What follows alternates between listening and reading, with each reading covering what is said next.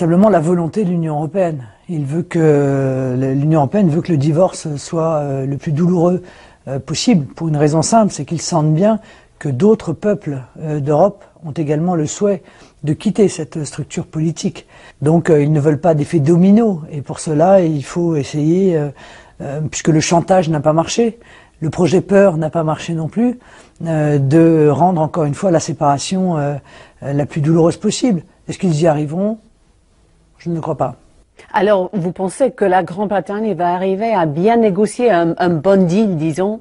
Oui, je le crois.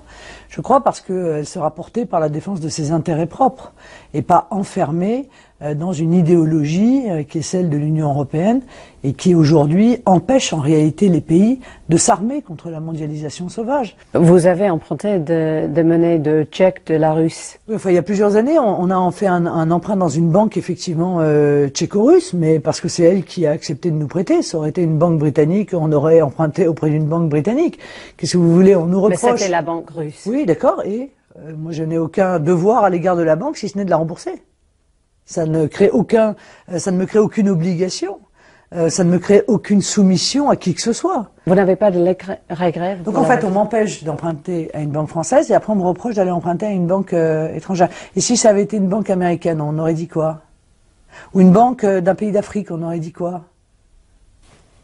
Ce qui me paraît plus problématique, moi, c'est les candidats qui vont chercher des dons dans les pays étrangers. Vous savez ce que disait Napoléon Bonaparte? La main qui donne est toujours au-dessus de la main qui reçoit. Vous connaissez assez bien M. Poutine. Quand est-ce que vous le trouvez? Je le connais pas assez bien, je l'ai rencontré une fois. C'était la semaine dernière? Oui, la semaine dernière, où j'ai eu l'occasion d'une longue discussion, d'1 heure et demie avec lui, sur la situation du monde, et puis surtout sur un sujet essentiel, qui est le sujet de la lutte contre le terrorisme islamiste. Est-ce que vous croyez que l'Occident a mécompris président Poutine? Non, je crois que l'ancienne administration américaine, en réalité, a mis le mur de Berlin sur roulette pour le disposer aux frontières de la Russie. Donc c'était l'intérêt des États-Unis. Est-ce que c'était l'intérêt des pays de l'Union européenne? La réponse est non. Voilà, nous n'avons aucune raison de mener une nouvelle forme de guerre froide à la Russie. Aucune raison. Mais en effet, la sphère de l'influence de la Russie, ça veut augmenter un peu. Les pays baltes aussi. Si vous voulez, on a pris des accords avec la Russie à la fin de la Seconde Guerre mondiale et ces accords, ils ont été brisés puisque les États-Unis n'ont eu de cesse depuis un certain nombre d'années, au travers de l'OTAN, de militariser la frontière, les pays qui sont à la frontière de la Russie.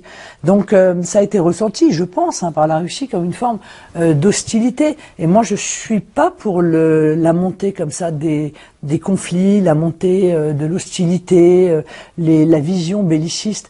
Je crois que ce sont des provocations qui entraînent évidemment une réaction. Bon, l'Ukraine fait partie de la zone d'influence russe. C'est un fait.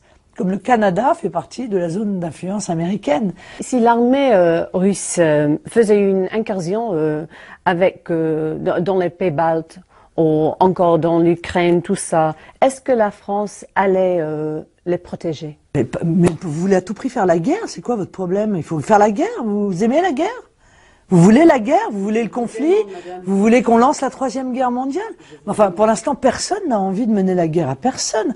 Enfin, je veux bien qu'on se lance encore une fois dans toutes les hypothèses, mais personne ne mène la guerre à personne aujourd'hui. Je crois que personne ne souhaite mener la guerre à personne. Il y a eu un conflit territorial, ce sont des choses qui arrivent avec l'Ukraine. Il faut, par la diplomatie, régler ce problème, et je crois que la voix de la France est une voix qui pèse, pour peu que la France soit la France, et pas une région de l'Union européenne. Mais honnêtement, si vous êtes en train d'essayer de faire dire que la Russie représente pour les pays d'Europe un danger militaire, je vous dis, je crois que vous commettez une erreur d'analyse. Quel devrait être l'engagement de la France envers l'OTAN? Moi, je souhaite que la France sorte du commandement intégré de l'OTAN. Et je suis assez d'accord lorsque Donald Trump dit que l'OTAN est une structure obsolète. Parce que l'OTAN a été créée précisément pour lutter contre l'URSS. Hein. Aujourd'hui, il n'y a plus d'URSS. je sais que c'est inconfortable pour certains, mais il n'y a plus d'URSS. Il y a un pays qui est la Russie, qui n'a pas de raison d'être traité avec, comment dire, un a priori particulier.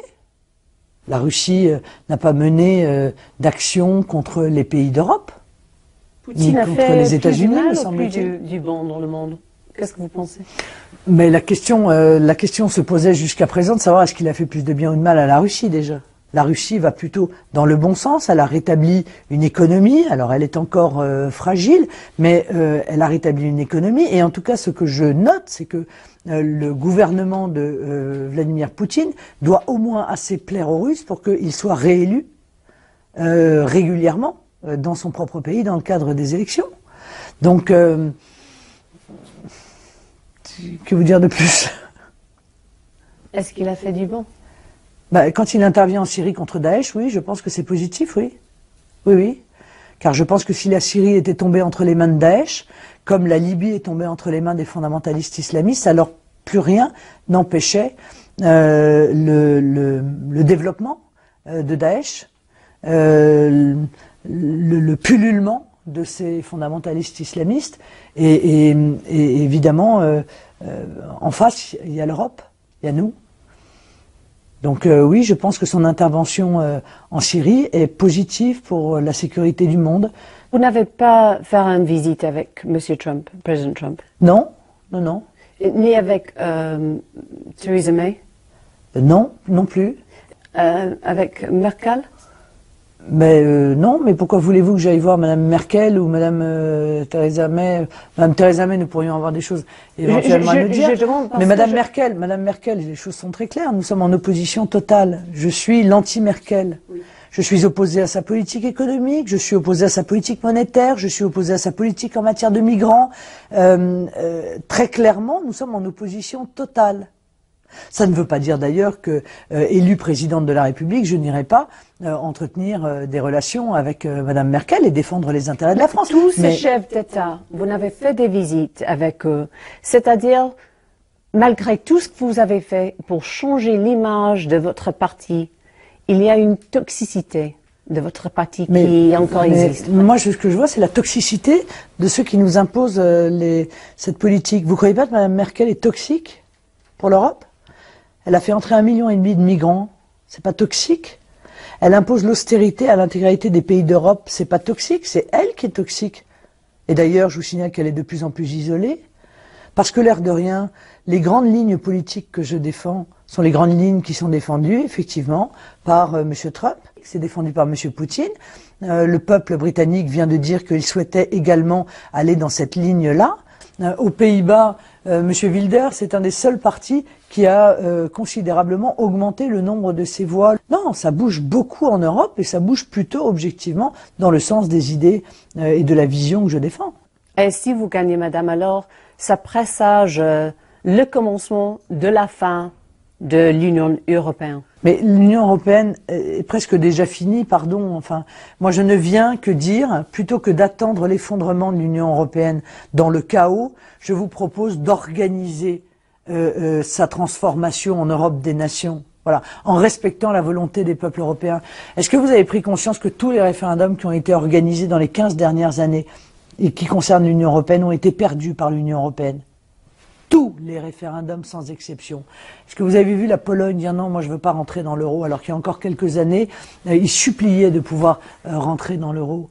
C'est fini. L'Union européenne, elle brille de la lumière d'une étoile morte. Madame Le Pen, merci. Merci à vous.